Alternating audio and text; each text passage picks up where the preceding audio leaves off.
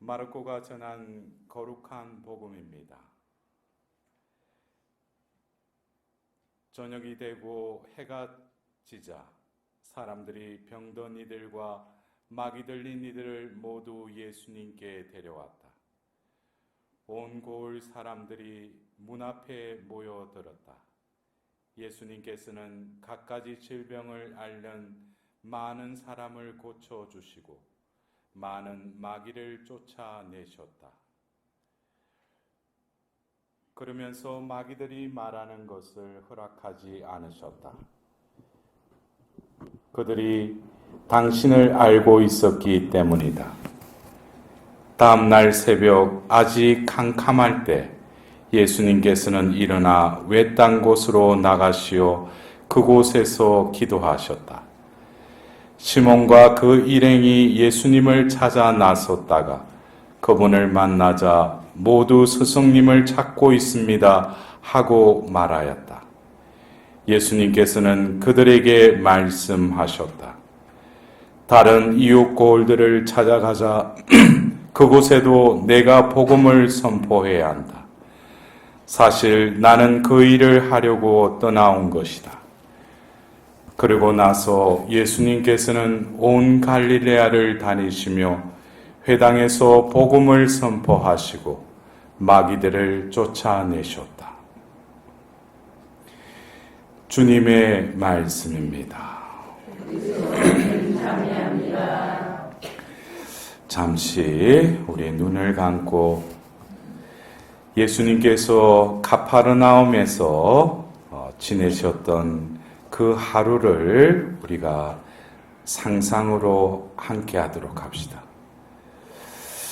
예수님께서 지내신 그 하루, 바쁜 하루였고 또 그 가파르나움에서 예수님께서는 시몬과 안드레아의 집으로 가서 시몬의 장모가 열병으로 누워있는 것을 보고 또 그를 치유해 주시고 또 저녁이 되고 해가 지면서도 많은 이들이 와서 특별히 병든 이들과 마귀 들린 이들이 예수님께 오자 또 예수님께서는 앓는 병을 고쳐주시고 많은 마귀를 쫓아내시는 그 모습을 떠올려 봅시다. 또 마르코 복음서에는 다음 날 분주히 하루를 지내신 예수님께서는 새벽 아직 캄캄할 때 외딴 곳으로 나가시어 그곳에서 기도하시는 모습을 떠올려 봅시다. 예수님께서는 당신을 찾고 있다는 그 말에 나는 복음을 선포해야 한다. 사실 나는 그 일을 하려고 떠나온 것이다 하고 말씀하시는 예수님을 떠올려 봅시다.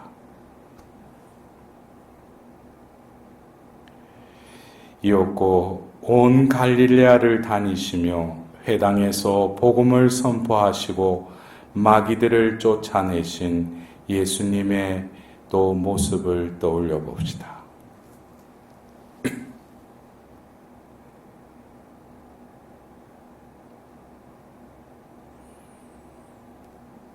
네, 눈을 뜨시고 우리가 잘 알고 있는 그 가파르나움에서의 하루라는 그 예수님의 이렇게 모습을 보면은 참 예수님께서는 바쁘게 하루를 사셨던 것 같아요. 말씀을 또 선포하시고 또 병자들과 마귀 들린 이들을 또 낫고 또 쫓아내시는 그러한 또 일을 하시면서 또 하루 종일 그렇게 활동하시고 피곤하실 때인데도 그 다음날 새벽에 또 외딴 곳으로 가서 기도하고 계시는 그 예수님의 모습.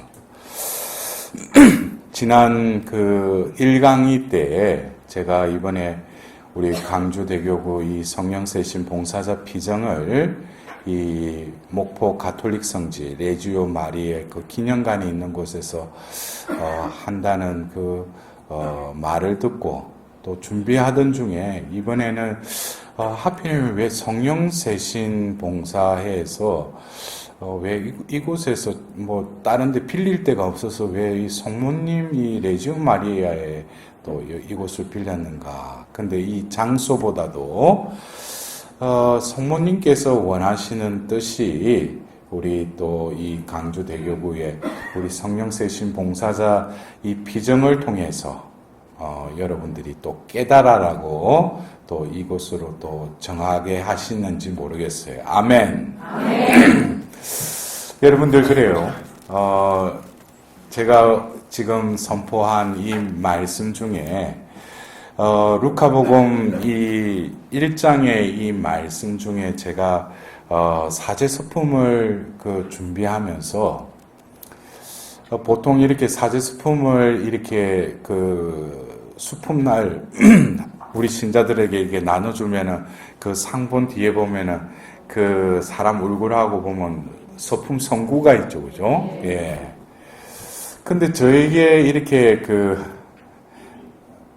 이 사제품을 준비하면서 저에게 와닿았던 성경 구절이 이 카파르나움에서 바쁘게 하루를 예수님이 지내시고 나서 그 다음날 외딴 곳에서 이렇게 기도하시는데 사람들이 다가와서 모두 스승님을 찾고 있대.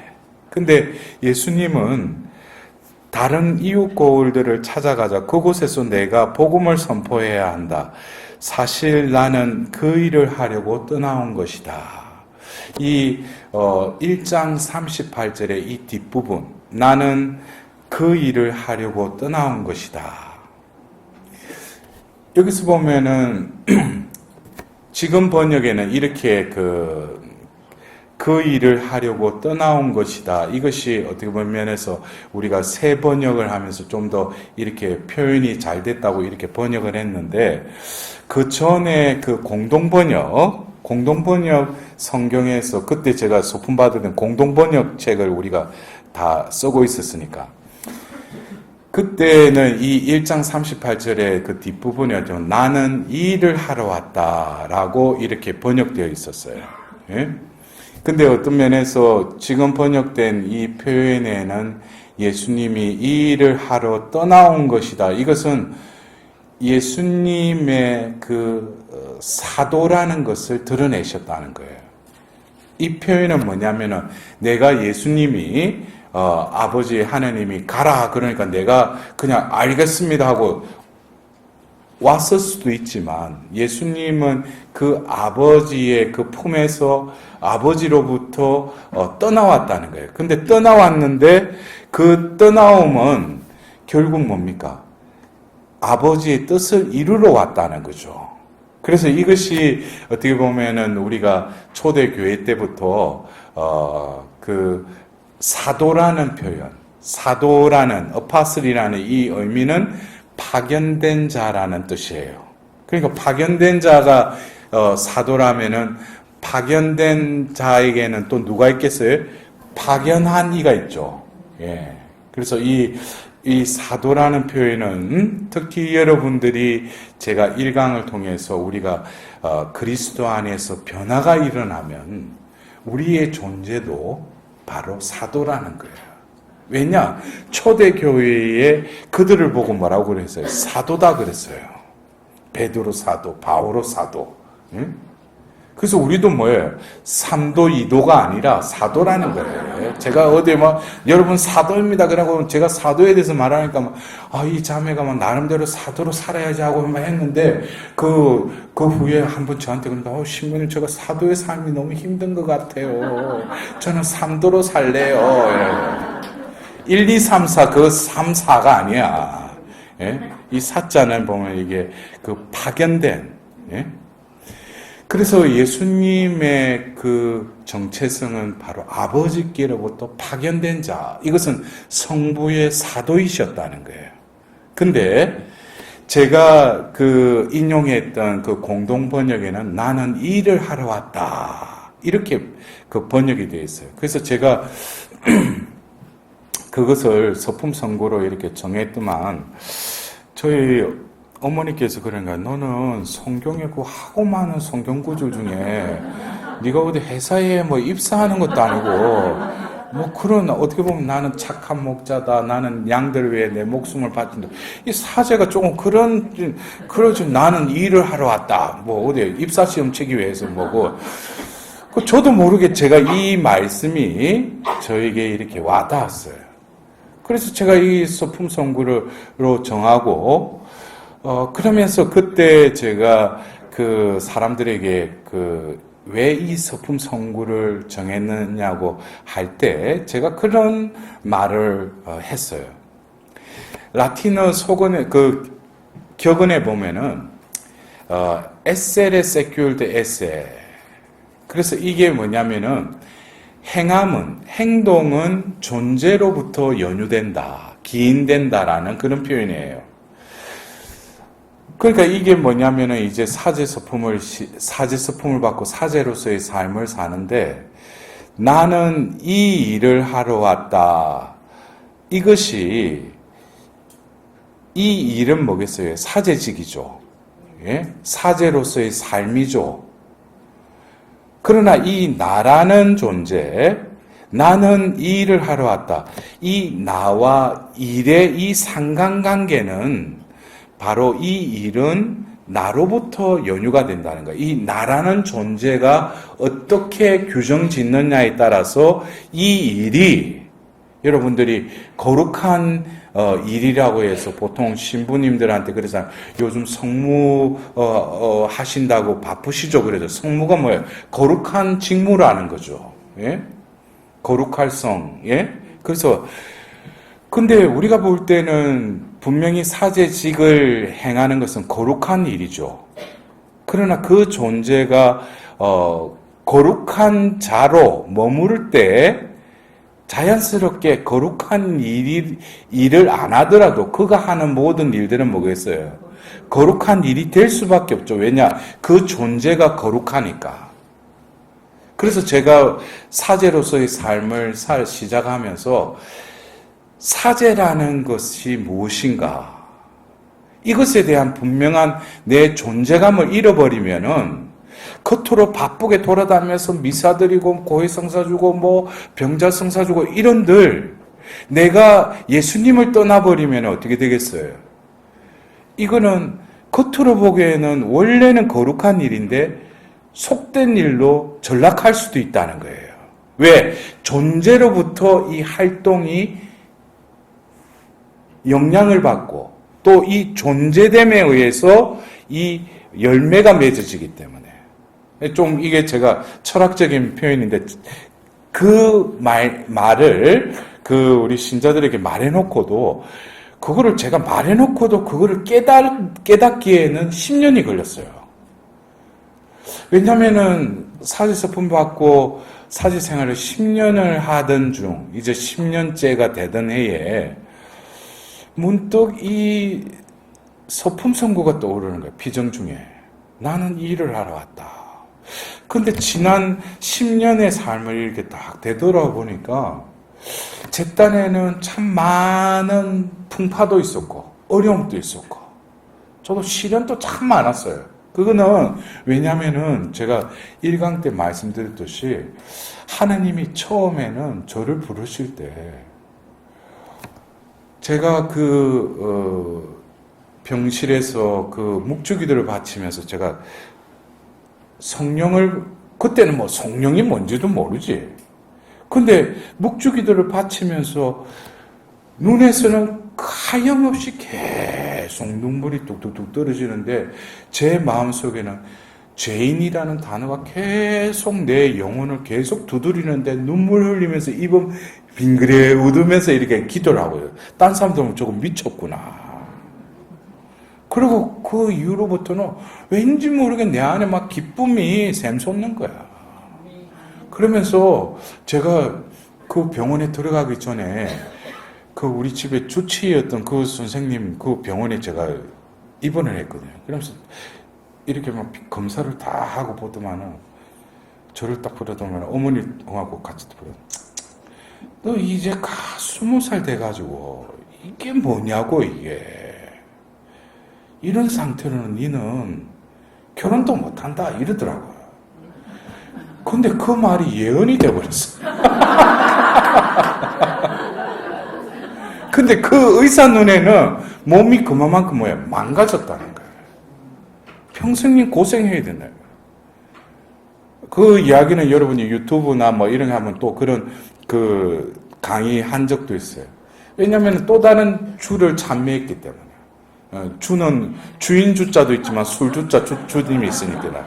근데 그거 하면은 또 막 이야기가 또 길어지고, 그 중요한 것은 우리 봉사자들에게 맞는 또 성령께서 말씀을 하라고 하시니까. 그래서 제가 그 이후에 그 40여일 그리고 나서 제가 처음에 묵주기도를 할지를 모르니까, 그러니까 어머니 보고 그 굴리는 거 좀 갖다 달라고 해가지고 그 어머니 갖다 줬는데, 그날부터 기도를 하는데 제가 뭐 청원기도 뭐 감사기도를 알아요. 그냥 기도를 바쳤죠. 며칠 날부터 했다는 그거는 제가 기입을 해놨죠. 그리고 그 이후에 제가 병실에서 퇴원을 하고 나서 보니까 카운트를 해보니까 청원기도의 날은 지났더라고요. 근데 저는 그거를 뭐 기도라는 게 뭘 구하고 뭐 여러분들처럼 9일 기도할 때 성모님 발치에다가 뭐 리스트 적어서 뭐 1번, 2번, 3번, 4번 해가 9일 기도 시작한 그런 것도 내가 몰랐어. 예? 제가 그래서 그거를 우리 신자들한테 내가 그래요. 성모님한테 우리가 뭐 해드는 게 있다고 반협박조로. 이 9일 기도는 아주 그럴싸하게 기도한다는 그 명목으로 성모님한테 협박을 하고 있어. 성모님 아시죠? 27일 후에 두고 보겠다고. 청기도 바친다는 거예요. 그리고 27일 후에 지켜보겠다는 거예요. 들어주시는지 안 들어주시는지. 아유, 성모님은 참 매번 자녀들이 와가지고 협박하는 거를 매번 또 들어주셔. 예. 우리 성모님께 우리 박수로 늘 우리를 위해서 전도해 주시는 성모님 감사합니다. 근데 제가 그거를 카운트를 해보지도 않는데 그 이후에 보니까 청원기도에 달하는 27일 기도를 했더라고요.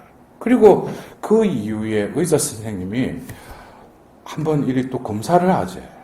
그리고 뭐 또 하더만은 며칠 후에 원장실을 부르더만 저를 보고 이거 차트를 보더만 이게 이상하다는 머리를 하면, 그분도 참 독실한 우리 가톨릭 신자인데 그 선생님이 야, 이걸 어떻게 표현했지 모르지만 내가 의사지만은 분명히 이런 일이 있을 수가 없는데 병이 나았대. 그래서 그래서 제가 이거 그 말을 들으면서 저도 분명히 들어올 때 그 의사 선생님 한 말을 내가 기억하고 있거든. 나 평생 고생하겠구나. 근데 뭐 꿈에서 그 여인 나타나가 뭘 굴리고 있었는데, 그래가 또 제가 그 어버이날이라고 해서 그 5월 달에, 그래가 어머니한테 전화해서 그 굴리는 거 갖다 달라고 해가지고 그냥 굴렸을 뿐인데, 그리고 뭐 27일이 지났는지도 모르고 뭐 검사했는데 나왔으니까 이제 퇴원해래. 그래서 뭐 나왔으니까 퇴원하는 거 좋긴 좋은데, 이게 막 정신이 뭔지 모르게 막 계속 기쁜 거야. 그래, 막 간호사 봐도 그렇고, 병실에 있는 어디서, 뭐 환자들 보고 막 기도하고 씻고 방고 너무 마음이 기쁘니까. 근데, 그리고 40여일에 그 입원 기간 끝나고 퇴원을 하는 날, 제가 병실문을 이렇게 나서는데, 분명히 40일 전에 입원했 때 그 세상하고 내가 40일 동안 뭐 그 일대에 무슨 완전히 뭐 어떻게 개발이 된 것도 아닌데 그대로인데, 제가 병실에서 나와서 제 눈에 들어온 세상은 완전히 다른 세상이었어요. 제가 이걸 보면서 뭐 다르다고 해가지고 외형이 바뀐 게 아니고, 지나가는 사람들, 도로에 사람들이 지나가는데 다들 사랑인 거예요. 그래가지고 제 마음속에는 다들 사랑이니까, 사람인데 사랑이야. 그래 가가지고 막 안고 싶고 막 너무 사랑스러운 거예요. 뭐 아가씨는 물론이고. 그래가지고 근데 그게 제가 뭐 그냥 저 걸어다니는 저 다 사랑이구나. 다 사랑해야 될 존재고 너무 사랑스러운 거예요. 근데 산을 딱 보는데 산도 사랑이야. 그리고 뭐 건물도 다 사는. 그래서 이걸 남이 보면 이게 잠깐 이 돌았다고 할 거예요. 이게. 그러면서 제가 그때 그 체험이 지금 세월이 지나서 30년이 지나서 하나님께서는 성모님께서는 저를 곳곳에 보내서 이제는 뭡니까? 제가 1강 때 그 사도행전 8장에 두 일화를 가지고 성령에 대한 소유론적인 관점, 또 그리고 존재론적인 관점, 그리고 여러분들이 다 몇 차례에 걸쳐서 또 받았던 그 성령 세미나, 그 성령 세미나의 그 7강 안에는 모든 하느님의 구원 계획과 이 시대에 성령께서 그 은사를 베풀어 주심에 대한 또 안수와 더불어서 그 안수를 받고 나서 너희들이 그리스도 안에서 궁극적으로 목적을 삼고 지향해야 될 것은 너희 존재가 변화되어야 된다는 거예요. 왜냐하면 하느님이 우리를 변화시키시는 분이신데 왜 변화시키시는가? 그것은 원래 하느님이 지연바대로 그 피조물이, 모든 피조물은 하느님의 그 섭리에 따라서 움직이죠. 근데 지금 보셔요. 며칠 전에도 보면 제주도에 보면 벌써 보면은 이상한 깨구리가 나타나고 그런데 겨울잠을 자야 되는데 이게 보면 지구가 보면 온난화되는지 이게 기상이변이 일어나죠. 그렇다면 이 세상도 이 피조계도 보면은 무슨 뭐 반란을 일으키고 뭐 이게 이제 섭리를 안 따라가냐? 그러나 그 중심에는 인간이 있어요. 사람이 하나님의 창조 질서를 거슬러 버리니까 이 피조물은 탄식하고 있는 거예요. 그것에 대해서 우리는 로마서 8장을 보면 바오로 사도가 이미 2000년 전에 이 죄악에 물든 세상이 어떻게 흘러갈 거라는 것을 성령의 감도하에 다 적어 놓으신 거예요. 지금 피조물이 탄식하고 있다는 거예요. 그러나 그 피조물들이 왜 탄식하느냐? 하나님의 자녀들이 다시 거듭 태어나기를 바라면서 탄식하고 있다는 거예요. 우리가 살도록 이 하늘과 땅을 창조하시고 모든 것을 인간이 살도록 최적의 장소로 하나님은 다 만드셨다는 거예요. 그리고 마지막 날 마지막으로 창조한 것이 당신의 모상으로 당신의 모습대로 이 인간을 창조하셨다는 거예요. 근데 저는 그 창조의 그 모습을 바라보면서 성경 말씀의 어떤 추석학적인 차원보다도 어떤 신비의 차원에서 우리는 말씀을 통해서 이 세상을 창조하셨다고 그랬죠. 빛이 생겨라 하자 빛이 생기죠. 이게 말씀이 뱉어지면서 이 말씀이 형상대로 이게 꼴을 갖추면서 이게 창조되었다는 거예요. 이것이 하나님의 창조라는 거예요. 근데 하나님이 창조하시는 말씀하시고 그것이 이렇게 창조되은 그 상황을 이렇게 바라보면은 우리가 빛이 생겨라 할 때, 그리고 빛이 생겼죠. 말씀이 이제 형체를 이루고 창조가 되었는데 이 상황을 보면은 하나님께서 빛이 생겨라라고 말씀하실 때 우리 편에서 그걸 이해하노라면 우리가 말을 할 때 말만 이렇게 할 수가 없죠. 뭐가 같이 나가야 돼요? 숨이 뱉어져야 돼요. 숨이 뱉지 않고 여러분들 말해보세요. 말이 나가지가 않는데 숨이 밖으로 뱉어지면서 자신의 생각과 어떤 그게 말의 어떤 그 형식을 띠고 나가잖아요. 그러니까 하나님이 창조한 이 피조계는 말씀이 하시자, 그리고 동시에 이 하나님의 숨이 뱉어지면서 그 숨이 뱉어지고 그 말씀이 이렇게 꼴을 갖추는 데 있어서는 그 숨이, 생명이 그게 서려지면서 이 꼴을 갖추게 됐다는 거예요. 이것이 하나님의 창조의 과정이었다면, 그러나 하나님은 이 모든 피조물과 다르게 이 사람이라는 존재는 먼저 창세기 1장 26절에 뭐예요? 우리와 비슷한, 우리와 닮은 존재로 만들자.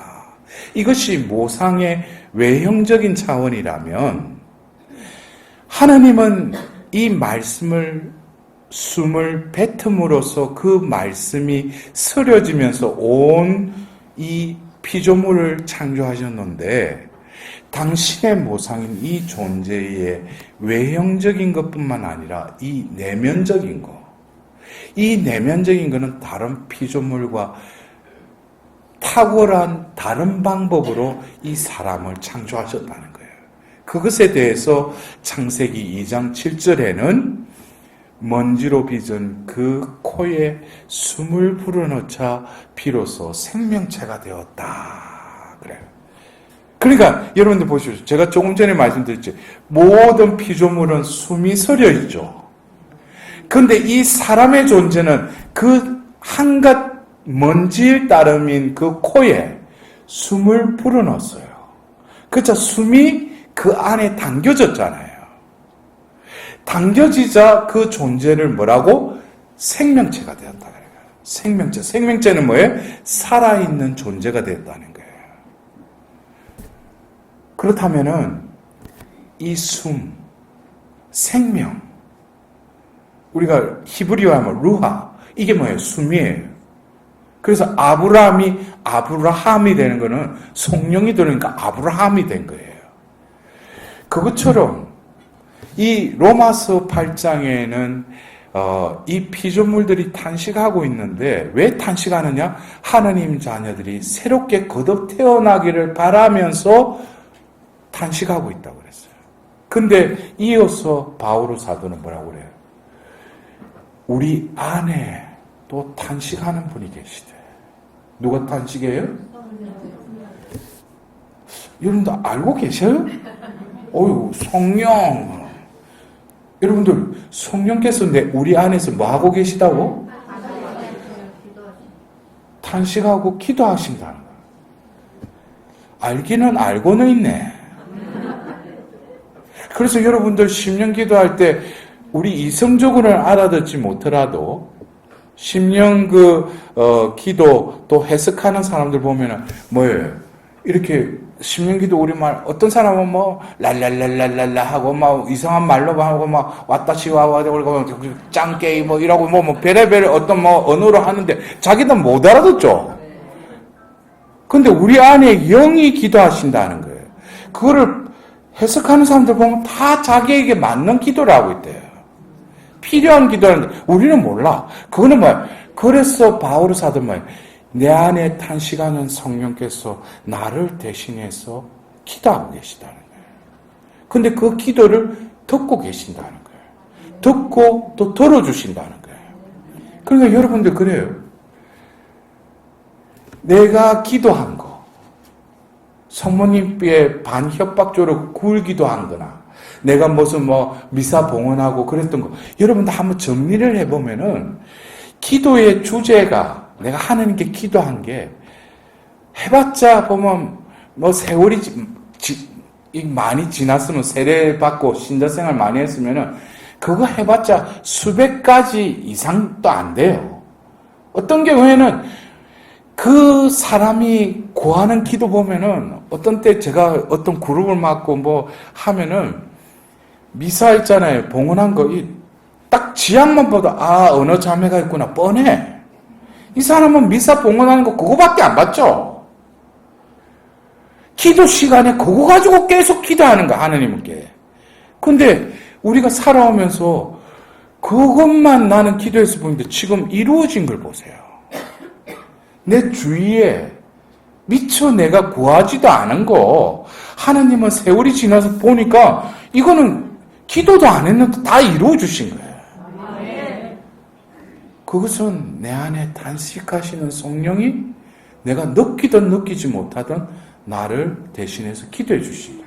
그 제가 신학생 때 이제 넉각기로 해가지고 뭣도 모르고 신학교 들어가가지고 근데 어느 날 저학년 때 같은 방을 쓰는 친구가 그런 거예요.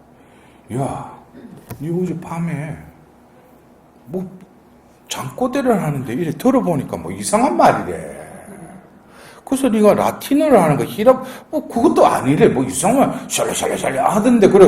그 난 딱 그 말을 들으니까 뭐야. 아, 그 10년 기도를 했구나. 자는 동안에. 내 육은 잠들고 있는데도 내 안에 성령께서는 계속 기도하시는 거예요. 나를 위해서.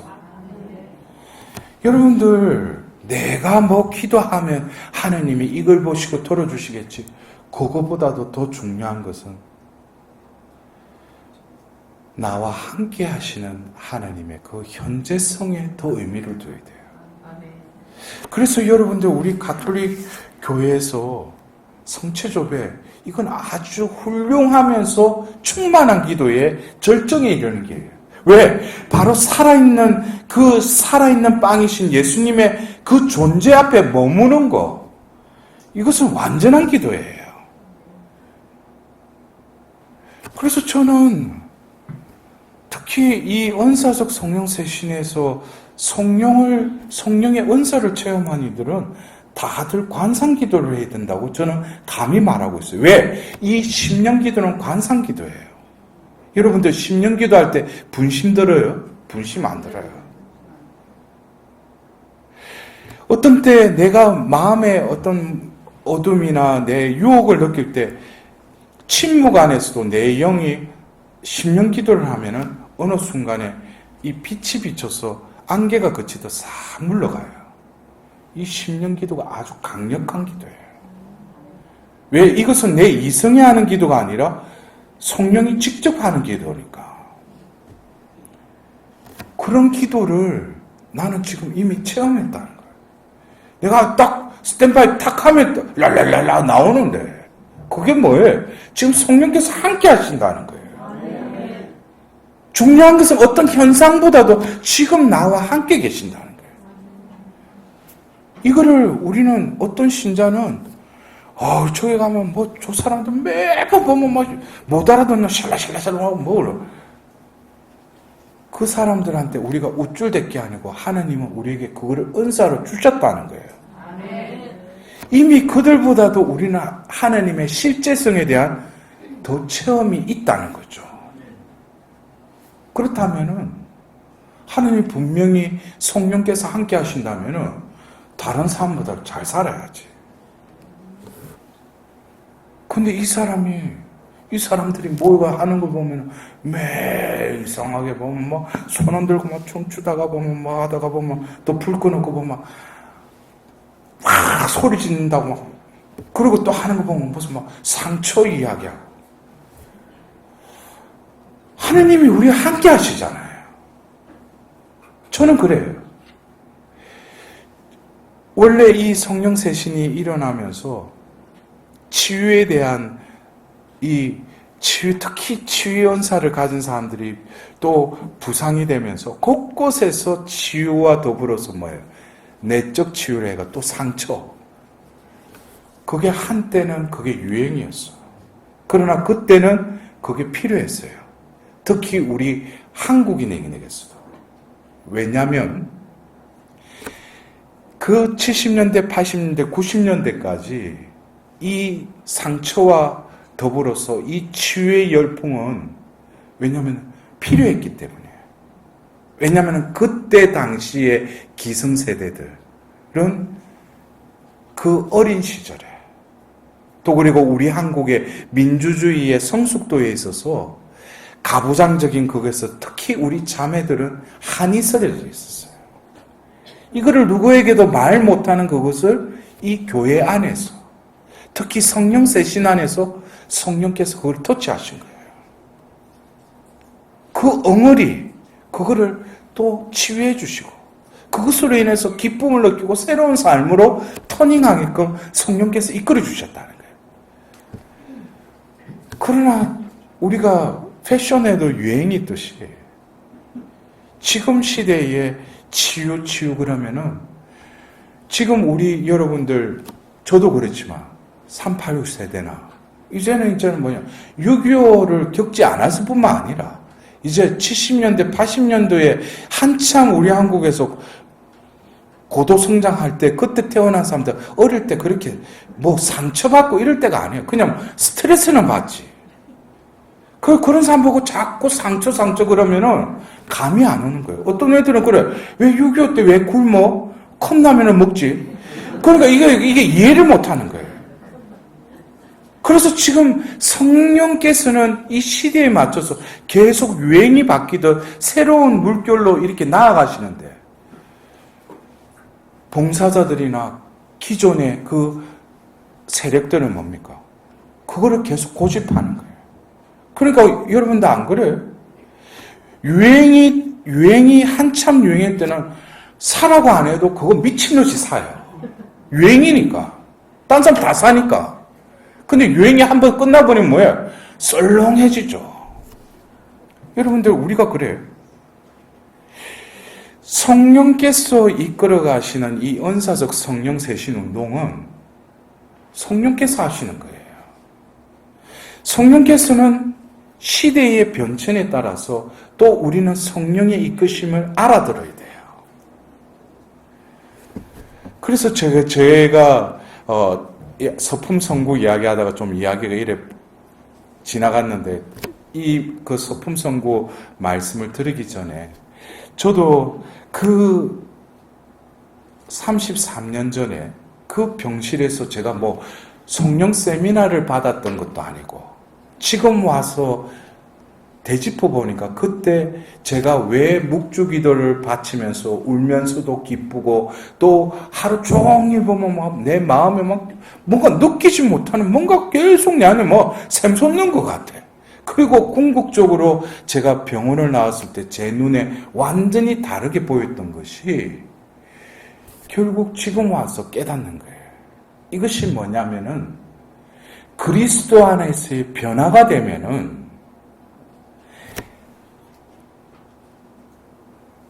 이 나에게 펼쳐진 이 현상계도 다른 의미로 나에게 다 재해석이 된다는 거예요.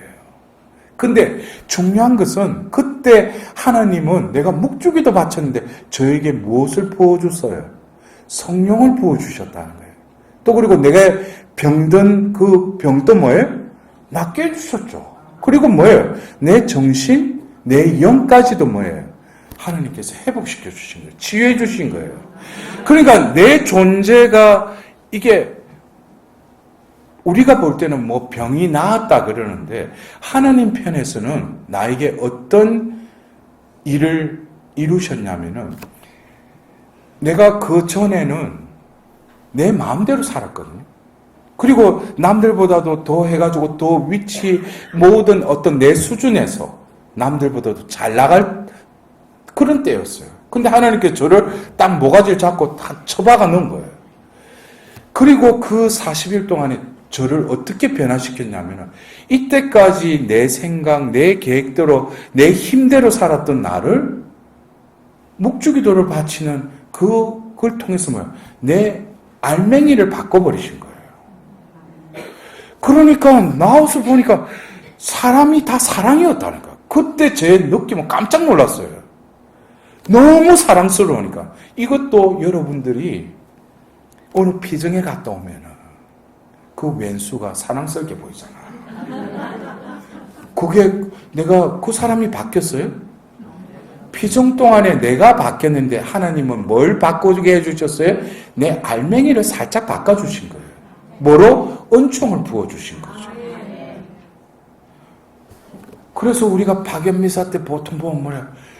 또 울면서 주님 이제 이 피정 끝나고 나가서는 열심히 살겠습니다.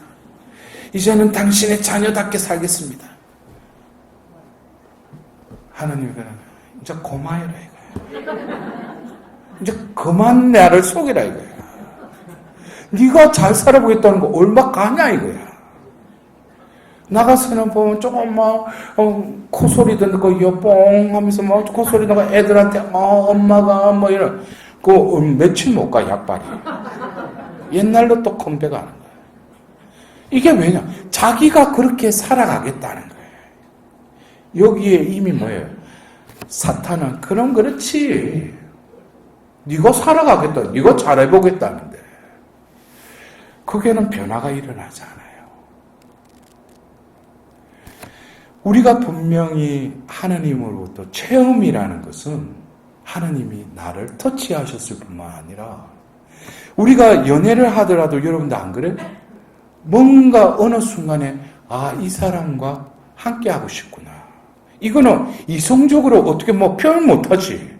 어느 순간에 뭔가 찌릿찌릿 하면서 눈에 뭐가 씌어버리잖아.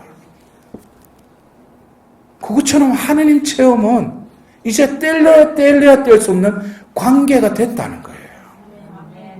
하나님은 그 신실하심은 영원히 항상 같으셔요. 그래서 제가 그래요. 어떤 고해성사 줄 때 7년 동안, 10년 동안, 20년 동안, 30년 동안 냉담했습니다. 형제님, 자매님, 당신 편에서는 냉담했다고 그리 말하지만 하나님은 늘 당신과 함께 계셨다고. 그래서 우리는 하나님 체험을 어떤 감정적으로 어떤 일시적인 해석으로 끝날 것이 아니라 이제는 하나님과 이제 뗄래야 뗄 수 없는 관계가 이제 맺어졌다는 거예요. 그러면 하나님의 신실하심에 처음에는 배반도 하고 냉담이라는 그런 덩돌림의 시간도 있었지만 이제 조금 시간이 들고 성장이 되면은 이제는 그 신실함에 걸맞는 존재가 되어야죠. 그렇다면은 우리가 철이 드는 거, 신앙적으로 철이 든다는 것은 내 마음이 아니라 하나님 마음을 조금씩 헤아리게 된다는 거예요. 그래서 우리가 지혜 문학을 보면은 주님을 두려워함이 지혜의 근본이다 그랬어요. 주님을 두려워함이 지혜의 근본이다 그랬는데 이 두려워함이 무슨 공포, 무서움 이런 두려움이 아니에요. 하나님이 나를 얼마나 사랑하시는지, 죄를 지었음에도 하나님은 무한한 나에게 자비를 베풀어 주셨듯이, 근데 내가 다시금 죄를 짓고 등을 돌릴 때 이제 내가 철이 들면 순간적으로 뭐예요? 하나님 마음이 많이 아프시겠구나. 그전에는 지은 죄만 생각했는데 이제는 뭐예요? 죄를 지을 때 하나님 마음이 얼마나 아프실까? 이거를 조금씩 느끼기 시작한다는 거예요. 그래서 이제는 뭐예요? 하나님을 두려워한다는 것은 이제 하나님 마음을 알아차린다는 거예요. 그래서 제가 어느 날 예수 성심 성월에 수도회에서 혼자서 캄캄한 그 성체 조배를 하면서 그 감실에 그 불과 내 존재만 그 어두운 가운데 이렇게 머물러 있는데 이런 기도가 나왔어요. 주님, 제 마음을 도려내시고 당신의 마음을 박아주십시오. 그런데 이것은 제 이성이 한 기도가 아니라 내 안에 계신 성령께서 그거를 기도하게 하시면서 내가 그 이유에 알아듣게 하셨어요. 내 마음을 도려내시고 당신의 마음을 박아달라고. 특히 그 6월 예수 성심 성월에 여러분들 우리 예수 성심 성월에 예수 성심 호칭기도 보면은 기도 많이 받죠. 내가 겸손하게 돼서 예수님 마음처럼 하겠어서 그거 됩니까? 에페소서 2장 4절의 말씀처럼 여러분의 마음을 예수님 마음으로 지니십시오 그러죠. 그 방법밖에 없어요. 그렇다면은 우리가 변화의 삶을 살아간다는 것은 다른 게 아닙니다. 하나님은 분명히 우리를 변화시키기를 간절히 바라고 계셔요. 근데 나도 변화되기를 바래요. 근데 그 방법이 틀려. 우리가 생각하는 내가 마음먹는 변화는 내가 내 힘으로 내 식대로 변화하려고 그러는 거예요. 그러나 하나님 방법의 그 변화는 제가 아까 그랬죠. 그 병실에서 제가 죄인이라는 그 말씀이 제 마음을 툭툭 칠 때마다 눈물이 줄줄줄 흘렀어요. 그전에는 이 죄인이라는 단어도 떠올리려고 해도 떠올리지도 않았고 그 죄인은 나와 아무런 상관이 없다. 왜? 내가 범법자가 아니고 죄를 짓고 감옥에 갈 죄는 안 지었으니까. 근데 그 묵주기도를 바치면서 하염없이 제 마음을 흔들었던 그 죄인이라는 게 너무나 내 존재됨이 죄인이라는 걸 서서히 느끼게 된 거예요. 그냥 내 존재가 죄인이라는 걸 느끼면서 눈물을 흘리면서 그러는데 내 마음이 너무나 기쁜 거예요. 그게 뭐예요? 하느님이 이제 나를 회복시키기 위해서 먼저 내 존재감을 죄인이라는 것을 깨닫게 해주신 거예요. 더불어서 이 죄인으로서는 살 수 없기 때문에 하느님께 의지할 수밖에 없고 하느님께 기도할 수밖에 없고 하느님께 매달릴 수밖에 없는데 하느님이 원하시는 변화는 내가 너를 대신해서 살아줄게. 이제 너의 힘으로 살려고 했던 삶을 이제 내려놔라. 수고하고 힘든 무거운 짐을 지고 있는 너희들 나에게 와서 편히 쉬어라. 여러분 그래요. 우리 수도에서 오후 3시 되면 자비의 성시간 해가지고 우리 신자들이 와. 다들 수도에로 올 때는 다른 때보다도 위급한 상황이 많아. 뭘 하나님께 자비의 예수님한테 뭔가 구하려고. 그거 와가 축 처지고 와. 그 제가 보면서 그 앞에 와서 성시간 때 기도하고 미사하면서 갈 때 보면 아니 분명히 와가지고 자비의 예수님 앞에 저희와 온 세상에 자비를 베푸소서 하고 또 미사까지 하고 영성체를 하고 가면서도 제가 그런 거예요. 그 밑에 예수님 뭐라고 했어요? 파우스티나 성녀를 통해서 예수님 당신께 의탁하나이다.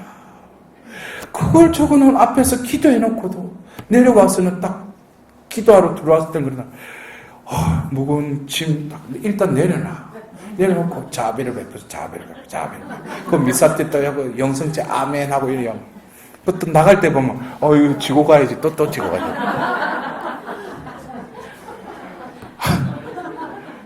예수님이 제발 나에게 의탁해라고. 그럼 지고 왔으면은 와가지고 예수님한테 내려놓고 가야 될 거 아니야. 미안해가지고. 그거는 우리가 믿는 하느님을 얕잡아 보는 거야. 우리 하느님은 불가능을 가능케 할 수 있는 분이에요. 우리 수준에서 하느님 생각하면 안 돼요. 성모님은 하나님께는 불가능한 것이 없다 하자 바로 그것은 뭐예요? 탁 붙들죠. 지금 말씀하신 대로 저에게 이루어지기를 바랍니다. 저는 그런 거예요. 제가 그 병실에서 하나님은 저를 당신의 소유로 삼으신 거예요. 그러니까 제가 시간의 개념도 틀려졌어요. 그때. 공간의 개념? 그러면서 사람의 인간관도 바뀌어졌어요.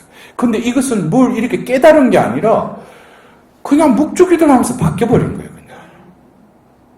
그것이 지금 와서 보니까 내 안에 그분이 이제 살기 시작하셨다는 거예요.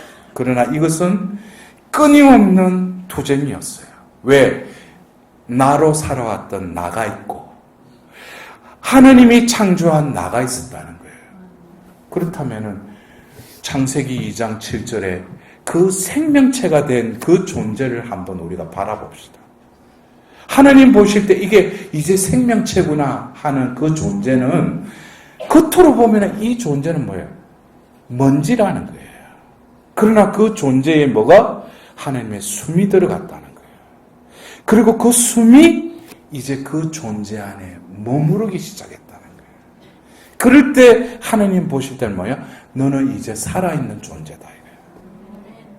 이것이 바로 다른 피조물이 숨이 서려진 존재라면 사람은 숨이 머무는 존재로 하나님은 탁월한 우리에게 지위를 주신 거예요. 왜? 하나님과 일치하기 위해서 서려 있는 것으로 거치지 않고 뭐예요? 당신의 존재가 영으로 우리 안에 머물르시기를 원하셨다는 거예요. 우리가 창세기 그 5장에 보면 재밌는 표현이 있어요. 이제는 나의 영이 이들에게 머물러서는 안 되겠다 하고 영을 거둬가셔요. 겉으로 볼 때는 인간인 형태는 가지고 있지만 하느님 편에는 뭐예요? 죽어 있다는 거예요. 그들의 존재 안에는 하나님의 영이었기 때문에. 그것이 바로 에제키엘서 37장에 그 골짜기에 쌓여있는 그 뼈들이에요. 제가 처음에 2013년도에 북가주의 그 성령세신에서 피정을 하러 갈 때 제가 들어가는 날 그 검문교 골드게이트 그 브리지에 보면은 쌍무지개가 떴어요. 그래서 우리 그게 20년 넘게 살던 형제님 그런 거 신문이 이런 걸 처음 봤다는 거예요. 오늘 신문이 공항에 들어오는 날 보면 쌍무지개가 떴다는 거예요. 근데 거기에 한 시를 보고 예언하는 자매가 있었어요. 근데 신부님이 우리 이 북가주에 오는 날 자기가 기도 중에 한 시를 봤대. 그 여리고성이 이렇게 무너지는 게 보이더래요. 그래서 저는 그런 게 뭔지 몰랐죠. 근데 지금 이렇게 하나님께서 이끌어 가시는 걸 보니까 지금 여리고성은 무슨 큰 건물이 아니라 잘 지어진 그런 성이 아니라 우리 존재가 여리고성이에요. 성령을 부어주시고 성령이 내 안에 살고자 하시는데도 하느님조차도 이 성을 뚫지를 못하는 거예요. 왜? 그 성이 바로 뭐예요? 여리고성이 뭐예요? 내 자아라는 그 견고한 성이에요. 저는 그래요. 우리 성령 세신 쪽에 있는 분들한테 그래요. 당신들이 성령 세신 봉사자냐고. 다른 신심단체는 그렇다고 해요. 좀 이해는 되는데 당신네들이 와서 보니까 분파가 일어나고 서로 해가지고 누구하고 그거 해가지고 파가 나눠지고 당신네들이 성령 세신에 몸담고 있냐고. 성령의 끈으로 하나가 되어야 될 그것을 드러내는 존재가 성령 세신 봉사자가 아니냐고. 근데 알량한 은사 가지고 어떤 신부님 해가지고 파가 나눠지고 이거는 그 사람이 이름만 성령 세신 봉사자지 존재는 뭐예요? 자기로 살아가고 있어요. 성령께 봉사하기는 자기를 드러내는데 자기로 살아가고 성령은 뭐예요? 자기 액세서리예요. 기도회나 교구에 있다고 할 때는 앞에 나와서 하죠. 근데 나머지 삶을 보셔요. 과연 성령에 이끌리는 삶을 살아가고 있는지. 더 많이 받은 사람은 더 많이 내어놔야 된다. 내가 그만한 은사 체험도 있고 성령의 현존을 내가 느꼈다면 하나님께 온전히 내어드려야죠. 근데 아직까지 뭐예요? 자기라는 존재, 그 여리고보다도 더 견고한 성이 나를 버티고 있으니까 성령께서 살지 못하시는 거예요. 그래서 제가 그래요. 이제 유행이 끝난 것이 아니라 봉사자들이 바뀌어야 된다. 이제는 성령 세미나의 마지막 그 목표를, 비전을 이루려고 자기가 이때까지 해왔던 걸 부숴야 돼요. 새로운 성령의 물결에 자신을 내어 던져야 돼요. 그러지 않고서는 또 다른 전성기를 차지하지 못할 겁니다. 그런데 제가 그래요. 어느 미국에 사는 봉사자가 신부님 이미 지금 이런 상황은 예언되는 거라는 거예요. 근데 1980년도에 미국의 어떤 예언의 은사를 가진 사람들이 이미 지금 일어나는 상황들을 이미 다 책으로 우리 한국에서도 번역돼서 나왔어요. 그 책에서 보면 지금 상황들이 지금 하나의 과정으로 나와 있어요. 그리고 그때에 등장하시는 분이 바로 성모 마리아라는 거예요. 여러분들 그래요? 오늘 두 번째 강의를 마무리하면 제가 그래요. 제가 33년 전에 그 병실에서 성모님은 나를 부르셨어요. 그러나 저는 신학교 때, 주어진 묵주기도 때, 그리고 그 이후에 저는 성령 세신해가지고, 제가 은사가 있으니까, 가서 보면, 와! 하고 보면, 말씀, 능력이 드러나니까. 근데 제가 그러한 자리를 파하고 사제관에 혼자 가서 또 냉장고 문을 열고 또 다른 주를 모시는 거예요. 조금 전에는 막 뜨거웠던 그게 지금 알딸딸한 거야. 똑같은 주니까. 삶이 근본적으로 변화가 없는 거예요. 이것이 과연 성령이 원하시는 삶인가? 제가 이 명제, 이 화두와도 같은 것이 저에게 엄습해오면서 제가 이제는 그런 자리에 나서서는 안 되겠다 해서 모든 걸 끊어버렸어요. 왜? 이제는 더 이상 이분법적이고 위선자적인 삶을 살기 싫다는 거죠. 성령은 분명히 나를 통해서 당신의 은사를 드러내시는데 은밀한 내 안에 일어나는 것은 나의 악습은 그대로 지속적으로 변하지 않으니까 이것이 과연 성령이 원하시는 삶이냐 이거예요. 그래서 제가 그 앞에서 이것이 과연 성령이 원하시는 삶인가? 소위 속된 표현으로 잠수를 탔어요. 그리고 언젠가 제가 그 기도 모임에 철야 때 많은 이들이 오는데 그날 또 보면 해가지고 한바탕 하고 나왔는데 어느 자매님이 딱 지나면서 신부님 말씀을 전하십시오 그랬어요. 이거 봐라. 내가 조금 전에 말씀을 전하고 왔는데 또 내가 보고 말씀을 전하줄 싹 지나가는 거예요. 그러면서 제가 그 말씀이 다시 떠올라요. 말씀을 전하십시오. 그러면서 제가 이때까지 해왔던 그 가르침, 강의들을 내가 바라보니까 이것은 아주 하나님 말씀을 전한다 그러면서 내 체험을 아주 미화해가지고 하나님 체험이다시고 그러면 또 즉각 반응이 와. 또 우리 자매님들 아유 신부님 하나님 사랑을 많이 받으셨네. 그 사람은 거기까지는 느끼지. 근데 내 존재가 바뀌었느냐 몇 번 하니까 여기다가 좀 더 스펙타클하게 표현도 좀 집어넣고 뭔가 이 레파토리가 비슷한 거야. 근데 진정으로 말씀을 전하지 못했던 거예요. 그래서 그때부터 제가 말씀을 읽는데 그 말씀이 꿀처럼 달아서 그때부터 제가 말씀을 읽기 시작한 거예요. 그러면서 그 이후에 제가 자비의 특별희년에 평화방송에 7개월간 그 자비의 희년 그 특강을 하면서 제가 그랬어요. PD가 하는 말, 신부님 한 강의는 다른 신부님의 5, 6개의 강의를 축소해요. 왜냐하면 저는 전해야 되니까 이거를.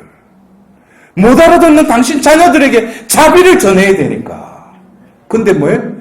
과거처럼 레파토리, 체험담 이거는 말씀을 전하기 시작했어요. 말씀을 또 말씀으로 성령께서는 저를 깨닫게 해주셨어요. 그러니까 사람들이 그래요. 어떤 사람은 신부님 왜 저한테 그 이야기를 내가 그 사람 알면 스캔들이 일어나지. 성령은 여기에 사람들 중에 저는 여러분들 오늘 처음 보는 사람 대부분이잖아요.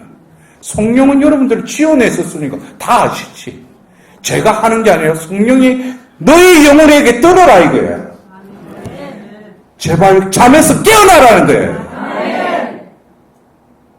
그래서 제가 그 어두운 터널을 지나고 나서 저에게 2007년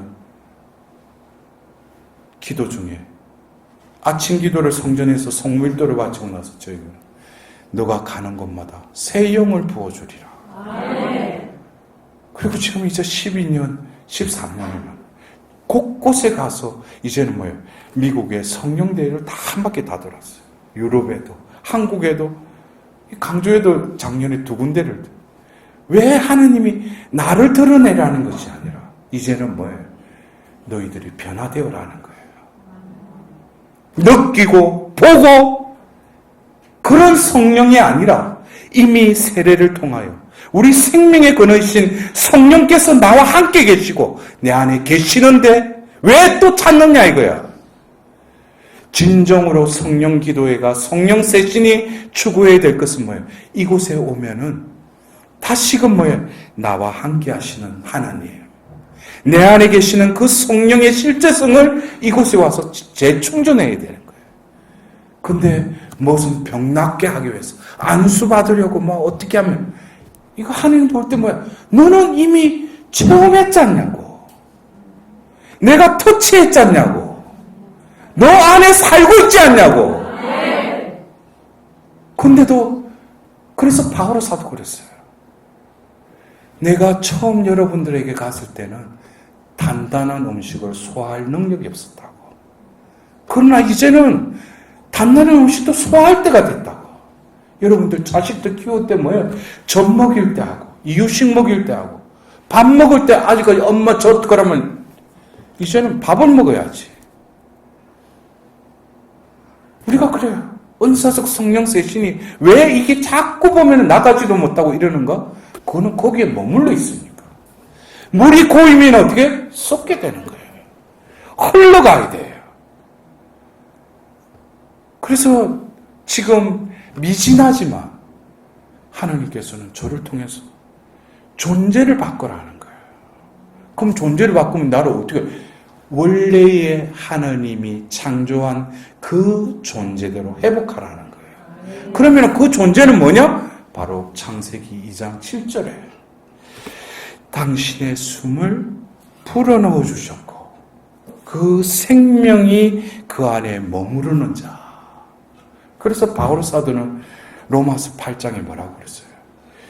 그리스도의 영이 여러분 안에 머물지 않으면 그 사람은 그리스도께 속한 사람이 아닙니다 라고 분명히 이야기하고 있어요. 겉으로는 그리스도인이라고, 신앙인이라고 그러지만 그 사람은 하느님 볼 때는 뭐예요? 그 사람 죽어 있는 거예요. 왜? 그 안에 그리스도의 영이 모시고 있지 않으니까. 그래서 성경은 결국 그러한 존재를 어떻게 회복시키겠다는 거예요. 어떻게? 그것이 묵시록 21장 3절에 바로 사도 요한이 새하늘과 새 땅을 보았습니다 하고 나서 이어서 의좌에서 큰 소리가 울려 퍼졌다고 그랬어요. 그러면서 뭐라고 하냐면 이제는 나의 거처가 여러분 가운데 있다 그랬어요. 하나님의 거처가 여러분 가운데 있다. 그러면은 우리는 임마누엘의 하나님, 하나님께서 함께 하신다는 거 다들 믿잖아요. 근데 이 묵시록 21장 3절의 말씀은 우리 가운데 이루어지지 않았어요. 왜? 이제는 나의 거처가 여러분 가운데 있다는 것은 여기서 100명에 가까운 사람들이 앉아있지만 우리 눈으로는 그 정도의 사람들이 보이지만은 여기는 한 분밖에 계시지 않아요. 왜? 당신의 거처가 있다면은 너나 내나 다 하나님의 거처이니까. 100명이든 1000명이든 하나밖에 없는 거죠. 그것이 바로 다르게 말하면 어떻게? 성령의 끈으로 하나 된 상태라는 거예요. 여러분들, 우리가 하나님의 거처로서만 살아간다면 이게 우리 삶이 완전히 바뀌어요. 하나님이 나와 함께 계실 뿐만 아니라 하나님께서 나를 대신해서 살아주신다면 내가 무엇을 걱정하고 두려워하고 무엇을 계획하겠어요. 그러나 그 순간에 내 생각, 내 계획이 하나님의 뜻과 계획보다 다른 길로 가니까 자꾸 그거를 궁리하는 거죠. 하나님께 모든 걸 내어 맡기고. 근데 그걸 어떻게 합니까? 그럼 이 험난한 세상, 고백하는 세상 어떻게 삽니까? 그게 바로 성모님의 삶이셨어요. 모든 그 말씀을 마음에 간직하고 깊이 새겼다 그랬어요. 성모님은. 여러분들, 제가 서품성부에 나는 이 일을 하러 왔다. 근데 제가 사제서품 10년 동안이 제 딴에는 살았다고 했는데 그때도 그 말씀을 이해하지 못했어요. 왜냐? 나는 이 일을 하러 왔다라는 그 일을 내가 했기 때문에. 그러나 그 10년째 그 비정을 통해서 제가 깨달음을 얻는 거예요. 나는 이 일을 하러 왔다는 그 나는 지금 나가 아니라 2000년 전 가파르나움에 그 예수님이 바로 나였다는 거예요. 나는 사제가 뭐예요? 예수님이 너를 써겠다고, 사제로 쓰겠다고 해서 나를 그냥 선택했을 뿐이지 내가 사제가 아니잖아요. 그래서 그 이후부터는 그 깨달음을 얻고 나서는 뭐예요? 내가 일을 할 때 내가 주체가 아니라 예수님이 이 일을 하신다는 그것만 내가 명심하기로 했어요. 그래서 여러 가지 일들이 바뀌는 거예요. 그전에는 내가 준비하고 내가 하려고 했는데 근데 뭐예요? 나는 답답한 게 없고 내가 명심하고 내가 주의를 기울이니까는 지금 이 순간 예수님이 나와 함께 계시다. 아멘. 그럴 때 많은 일들이 벌어졌어요. 아멘. 그리고 제가 서품을 받고 비로소 13년이 되는 해에 우리 수도에 강원도 산에 자비산이라고 해서 그 수도원이 있어요. 그곳에서 1년을 머물면서 어느 날 문득 저녁 기도를 바치는데 성모님이 나에게 봉헌하기를 바라신다는 거예요. 성모님이 나를 봉헌하기를 바라신다는 마음이 언뜻 들었어요. 근데 저는 또 그거를 이제 곰곰이 생각하고 그런 마음이 들면 그대로 실행해버려요. 그때부터 제가 33일 그거를 하기 시작했어요. 근데 끝나는 날이 그해 12월 31일날 끝나고 그 다음날 그 천주의 성모 대축일날 제가 스카폴라 축성회가 걸고 저를 그냥 봉헌했어요. 미사 때. 근데 그 이후부터 제가 바뀌기 시작하는 거예요. 그전에는 제가 어떤 계획이나 치밀하게 싸우고 아주 그 철두철미하게 하는 스타일이었어요. 근데 성모님께 봉헌하고 나니까 제가 뭘 하려고 해도 생각이 안 나는 거예요. 이게 머리가 이상해졌는지 뭐 하고 싶은 생각도 안 드는 거예요. 근데 그때부터 뭐예요? 어느 곳에서 연락이 오고 섭외가 오고 그러는데 그전에 내가 계획했던 것보다도 편안하게 가서 이게 어떤 섭외가 우리 회장님의 신부님 우리 강주대교구의 봉사접시장 일단 기도해 보겠습니다. 그럼 성모님한테 성모님 이게 주님의 말씀이 뜻입니까? 그러면 제 마음속에 어떤 제만의 어떤 사인이 있어요. 그러면 성모님이 피아 되라 그러면 또 뭐예요? 피아 예 회장님 가겠습니다. 그러고 그냥 오는 거예요. 아주 그냥 내가 준비한 거 있나? 그냥 나오는 대로 하는 거지. 근데 그게 한 해 한 해를 지나보니까 그전에 내가 계획하고 그걸 이루었던 데보다도 얼마나 수월하고 편할 뿐만 아니라 그거보다도 더 중요한 것은 열매가 틀렸다는 거예요. 내가 열심히 할 때는 자기 딴에는 보람도 느끼고 어떨 때 화나고 피곤했어. 근데 이제 하느님이 저기 가라 그러고 가서 지져라 그러면 워 하고 또 이제 스탑 그러면 또 그러니까 내가 편안한 거야. 가서 또 맛있는 거 먹고 또 좋은 데 또 구경도 하고 그 이제 가야지 그러면 예 그러고 우리 삶이 복잡한 게 아니에요. 특히 많은 하느님 자녀 중에 성령을 체험했다는 거. 이것은 신앙은 체험의 종교예요. 그러나 그 체험이 그냥 다시금 거기에 과거에 머무를 게 아니고 내 존재가 바뀔 때는 내가 숨을 쉬는 순간순간이 다 기적이고 신비라는 걸 다 깨닫게 됩니다. 여러분들 아무쪼록 이 두 번째 강의를 통해서 나는 이 일을 하러 왔다. 그래서 여러분들이 진정으로 내가 봉사의 삶도 내가 하는 게 아니라 이제는 예수님이 하시도록 나는 그냥 비워드릴 뿐이고 내 안에 계신 성령께서 나를 대신해서 써먹으라는 거예요.